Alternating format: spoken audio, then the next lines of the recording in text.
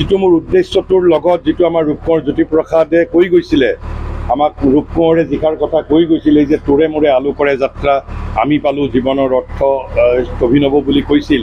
অৰ্থাৎ আমাৰ সমষ্টি জীৱনত, আমাৰ সামাজিক জীৱনটোক এটা জ্ঞানৰ অভিযাত্ৰালৈ ৰূপান্তৰিত কৰিব বিচাৰিছিল। সেই দৃষ্টিৰে মই এই কথাখিনি সুধী সমাজৰ দৃষ্টি আকৰ্ষণ কৰিব বিচাৰিছোঁ। আৰু অকল ময়েই নহয়, এনেধৰণৰ ব্যক্তি অসমত বহু আছে। যদি বেচৰকাৰী খণ্ডৰে হওক, চৰকাৰী খণ্ডৰে হওক, বিশ্ববিদ্যালয়, মহাবিদ্যালয়, বিদ্যালয়ৰ শিক্ষক শিক্ষয়িত্ৰীসকলে যদি এই আৱশ্যকতাটো অনুভৱ কৰে, কাৰণ তেখেতসকলে এনেকুৱা ধৰণৰ বক্তৃতা মহাবিদ্যালয়, বিদ্যালয়ত আয়োজন কৰাৰ বাবে কোনো চৰকাৰৰ পৰা অনুমতি লোৱাৰ প্ৰয়োজন নাই। তেওঁলোকে নিজেই পাৰে, তেওঁলোকৰ নিজৰ তাত ক্ষমতা আছে। সেইটো কোনো বোলে শিক্ষাধিকাৰৰ বা কোনোবা শিক্ষা বিষয়াৰ তেওঁলোকে অনুমতি ল'ব লাগিব তেনেকুৱা কথা নহয়, তেওঁলোক সম্পূৰ্ণ স্বতন্ত্ৰ। যদি তেওঁলোকে ইচ্ছা কৰে, সঁচাই ৰূপকোঁৱৰে কোৱাই যে তোৰে মোৰে আলু কৰে যাত্ৰা, সেইটো একদম ধুনীয়াকৈ আমি ৰূপায়িত কৰিব পাৰিম।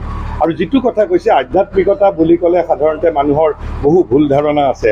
আধ্যাত্মিকতা মানে কিন্তু ৰিলিজিয়ন নহয়, আধ্যাত্মিকতা মানে মৰেলিটিও নহয়, আধ্যাত্মিকতা মানে আমাৰ নীতিবোধো নহয়, যদিও এইবোৰৰ প্ৰয়োজন আছে।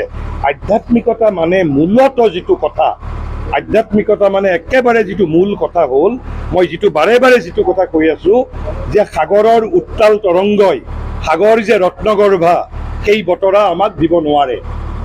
ঠিক সাগৰ যেনেকৈ ৰত্নগৰ্ভা, মোৰো ভিতৰত অজস্ৰ শক্তি আছে, অজস্ৰ সম্পদ আছে, অজস্ৰ গুণ আছে।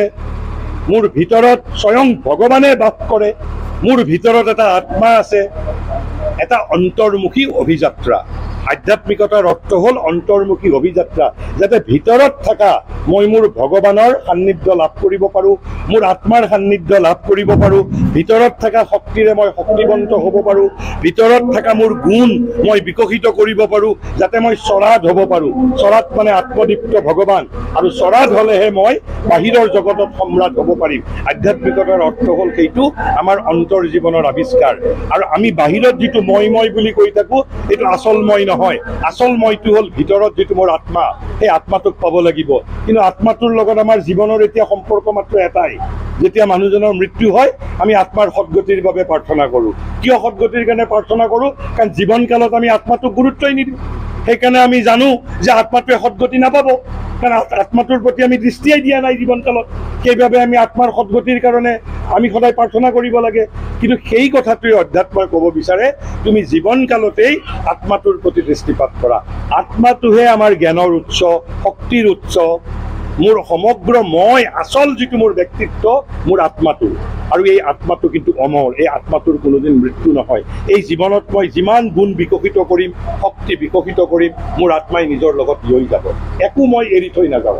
বা উক্তি আছে, এজন বংগদেশৰ আমাৰ ইয়াতে আমাৰ মাধৱদেৱ শংকৰদেৱৰ দৰে এজন ভক্ত কবি আছে, তেওঁৰ নাম হ'ল ৰামপ্ৰসাদ সেন। তেওঁ এষাৰ বাক্য কৈছিল যে এমন মানৱ জমি ৰৈল পতি, আবাদ কৰিলে চোৰাপন্ত। অৰ্থাৎ কৈছে তেওঁ মানুহৰ জীৱনটোক এখন পথাৰৰ লগত তুলনা কৰিছে, কিন্তু এই পথাৰখন ৰৈল পতিত হৈ আছে, অৰ্থাৎ চন কৰি আছে। যদি সেই পথাৰখনত আমি খেতি কৰিলোহেঁতেন, কৈছে এনেহেন মানৱ পথাৰ, এনেহেন মানৱ পথাৰ পৰিলল চন চহোৱা হলে সংগুটি ওলালহেঁতেন। আমি জীৱন মানে কি বুজিছো? অকল আহাৰ নিদ্ৰা মৈথুন। জীৱন মানে কি বুজিছো? চাকৰি, অৰ্থ, ক্ষমতা। জীৱন মানে কি বুজিছো? জীৱন তাৰপিছত বৃদ্ধি, তাৰপিছত অৰ্থাৎ জন্ম, বৃদ্ধি, মৃত্যু। যিটো আমাক উপনিষদে কৈছে, অচতু মা সত্যময়, তমসো মা জ্যোতিৰ্গময়, মৃত্যুৰ মা অমৃতময়। আমি অমৃতত্ব আমি এদিন হাসিল কৰিব লাগে। আৰু সেইবাবে ৰূপকোঁৱৰে কৈছে, তোৰে মোৰে আলু কৰে যাত্ৰা, আমি পালোঁ জীৱনৰ অৰ্থ অভিযোগ। আৰু উপায় কি? নিজক ৰূপান্তৰ কৰিব লাগিব।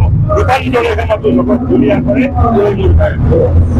প্ৰক্ৰিয়া, মৃত্যুৰ জৰিয়তে মই ইয়াত যেনেকৈ কাইলৈ যদি মই আকৌ বক্তৃতাবলৈ আহোঁ, মই যেনেকৈ এটা নতুন চোলা পিন্ধি আহিম, ঠিক সেইধৰণে মই মোৰ এই জনমত যেতিয়া মই মৰণৰ মাজেৰে পুনৰ পৃথিৱীলৈ আকৌ মই এটা নতুন চোলা পিন্ধি নতুন জীৱন আহিম। আৰু সেইবাবেই জগত বিকশিত হৈছে।